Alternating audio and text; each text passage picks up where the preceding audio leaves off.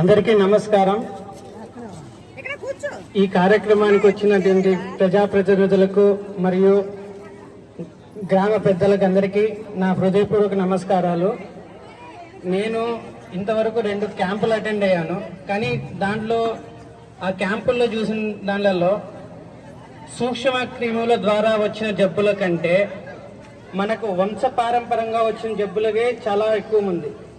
ఎందుకంటే సూక్ష్మ క్రిముల ద్వారా వచ్చిన జబ్బులలో ఒక జ్వరము కానీ జలుబు కానీ అలా వచ్చేది. సో మనకు తెలిసేది నాకు ఏదో క్రిమి వచ్చింది, నేను చూపించుకోవాలి అని. కానీ ఈ వంశపారంపరంగా వస్తుంది కదా, అది మనకు తెలియదు.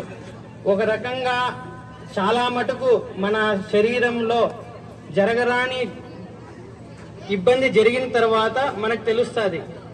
అందుకోసము ఒక క్యాంపులు పెట్టారు, మనం వెళ్ళాలా అన్న దానికంటే ఒక 6 నెలలకు ఒకసారి మనము పోయి బ్లడ్ చెకప్ చేయించుకున్నాం, షుగర్ చెకప్ చేయించుకున్నాం అని అందరూ ఒక స్ఫూర్తిగా తీసుకొని వస్తే చాలా బాగుంటుంది.